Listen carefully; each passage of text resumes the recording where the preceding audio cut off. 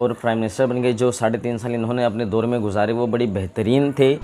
और अभी भी देख लो कि जिन्होंने जो 3.5 साल में जो मेहनत की है वो इन लोगों ने 3 महीने में बेड़ा गर्क कर दिया सब चीज़ों को। अस्सलामु अलैकुम everyone, it's me Zubi, It's me Mohammed Rizwan. Welcome back to our YouTube channel and another reaction video.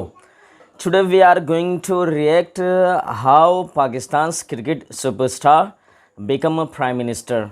ये इमरान खान के बारे में है कि कैसे एक पाकिस्तानी क्रिकेटर जो है वो पाकिस्तान का प्राइम मिनिस्टर बना। तो चलिए वीडियो को शुरू करते हैं बिना किसी बकचोदी के। चैनल को सब्सक्राइब करो पहले, हाँ जल्दी करो। मुझे पता है कि आप लोग नहीं करते, वीडियो देखते हो लेकिन सब्सक्राइब नहीं करते। ये लाल कलर का बटन नहीं से दबाओ, जल्दी दबाओ, जल्दी दबाओ, फिर मैं शुरू करूँ। दबा दो जल्दी, दबा दिया, घंटी में दबा देना। March 25th, 1992 was a big day for Pakistan. Yes, a the big national day. cricket team beat England to win the World Cup. Imran Khan was the face of victory. The Pakistani captain was already a global celebrity, and he had a reputation for being a handsome bachelor. But almost 30 years later, Khan's public identity has completely changed. He's now Pakistan's new prime minister. आखिर में मैं पाकिस्तानियों से अपने कौम से pledge करता हूँ कि इंशाल्लाह मैं आपको साबित करके दिखाऊंगा कि यहाँ भी हम अपना गवर्नेंस सिस्टम ठीक कर सकते हैं। So, how did Pakistan's cricket superstar become its new leader? And will he be the one to bring change in a country that has long been controlled by its powerful military? From a young age, Imran Khan was exposed to foreign influences. He grew up in Lahore, where he attended British prep schools, and eventually went on to Oxford University, where he sharpened his cricket skills. Living in England, Khan started gaining popularity as a cricketer. He embraced his life in the West and became a staple of celebrity culture. His athletic career lasted more than 2 decades. After winning the World Cup in 1992, he retired from the game. Initially, he stayed away from politics. I am not meant to be a politician here. Not everyone becomes a prime minister to help his country. In 1994, he opened the first specialized cancer hospital in Pakistan. Around the same time, he started shedding his ladies' man image and re-engaged with religion. He married his first wife of 3, British heiress Jemima Goldsmith, who converted to Islam after they settled in Pakistan, where he further distanced himself from his life in the West. In 1996, Khan created his own political party, the PTI. He promised to build an Islamic welfare state that would take care of the poor and hold the people in power accountable. Only few people are held accountable. The rest, who are known crooks, get away with it, come back to fight another election. He had a strong anti-corruption message and positioned himself as the alternative to Pakistan's 2 political dynasties, the Sharifs and the Bhuttos, who had been trading off power and corruption charges for decades. At first, Khan's party had little success, failing to win a single parliamentary seat in the 1997 elections. But several years later, in 2013, Khan's party won control of a northwestern province bordering Afghanistan. His anti-corruption agenda had started gaining ground, especially among young Pakistanis. And it was working on a national level. He went from being the long shot to a strong political contender in the election for prime minister. He lost to Nawaz Sharif of the Sharif dynasty, but was now a key political player in Pakistan. चोर के साथ leader. As a cricketer, Imran Khan was a reliable performer, but as a politician, he has taken some unexpected turns.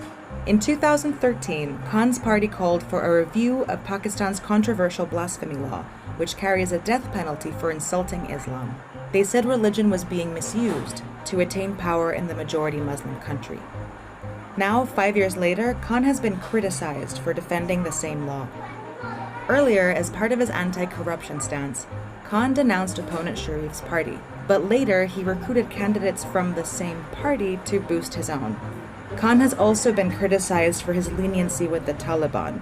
In 2012, after 14-year-old Malala Yousafzai was shot in Pakistan by the Taliban for championing education for girls, Khan showed support for the militant group at large, calling their fight a justified holy war.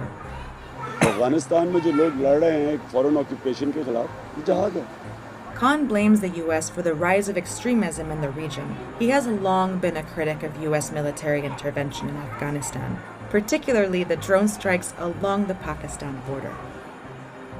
This anti-American sentiment resonated with large parts of the Pakistani population that see the US as an enemy. His own solution for the Taliban is centered on peace talks, a push that has earned him the nickname Taliban Khan. So you're basically recommending a strategy of negotiation with the Taliban and a complete elimination of the drones, if I hear you properly. It is the only way. Believe me, it is the only way. What makes Khan's tolerance of the Taliban interesting is that it seems to align with the interests of the Pakistani military. The military's power can be traced back to 1947, when British India was divided into two countries, a Muslim-majority Pakistan and Hindu-majority India. As people migrated to the country of their religion, intense violence broke out.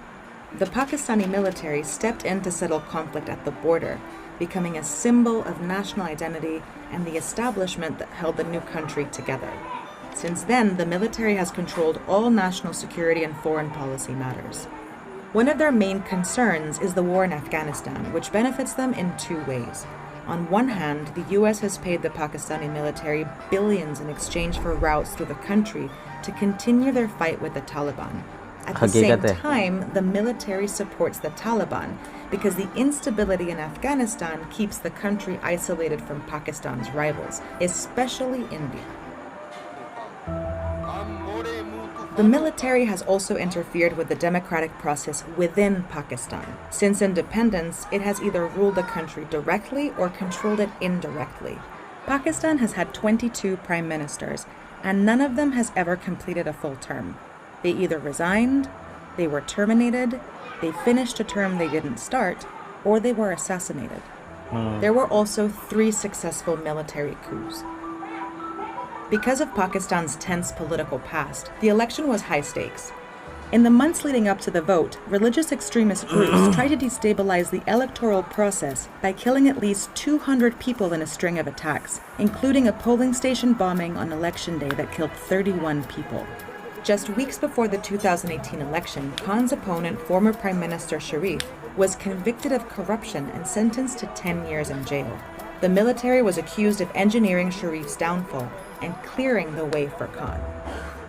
Khan went on to win against Bilal Bhutto and Shahbaz Sharif, the new candidates from Pakistan's political dynasties. His win was followed by protests and accusations of election fraud, which he said he would investigate. And on August 18th, Imran Khan was sworn in as the Prime Minister of Pakistan. Since the victory, his corruption message has remained front and center. Accountability शुरू होगी मेरे से, फिर होगी मेरे वजीरों से, फिर हम नीचे जाएंगे. But his anti-American stance seems to be shifting. United states के साथ हमारी एक ऐसे ताल्लुकात हो जो कि mutually beneficial हो. Whether the new leader will bring about the change he promised is still uncertain. The only certainty is that his leadership will be shaped by his relationship with Pakistan's most powerful authority, the military.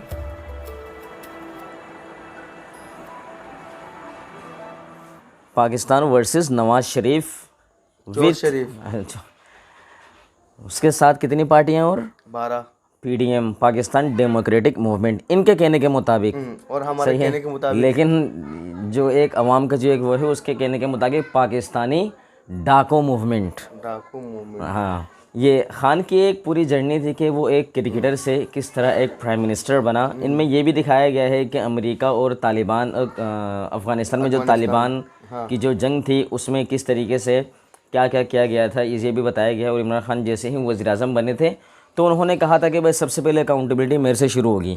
सही, जो हिसाब है वो मेरे से शुरू होगा, उसके बाद फिर नीचे जाएंगे हम लोग. तो कोई गलत बात नहीं की थी. हाँ, कोई गलत बात नहीं की थी उन्होंने, उसमें सब चीज़ सही कहा था. सही. अभी जो एक तस्वीर जो दिखाई गई थी ना, जितने भी 22 प्राइम मिनिस्टर थे, 21 प्राइम मिनिस्टर थे, उनमें से किसी का तख्ता उलट दिया गया. सही है, किसी को फांसी दी गई, किसी को नाअहल करार दिया गया. लेकिन खान वाहिद वो बंदा है जिसके नीचे लिखा हुआ था कि भाई गुलामी नामंजूर, गुलामी नाम इसकी वजह से इसका तख्ता उलट दिया गया था। अभी जैसे इनको क्या क्या फेस नहीं करना पड़ा था इमरान खान को प्राइम मिनिस्टर बनने तक। इनको तालिबान खान भी कहा गया है, इनको यहूदी एजेंट भी कहा गया है, इनको कादियानी भी कहा गया है, जो कि हम नहीं मानते। सब कुछ सही कहा है, गया।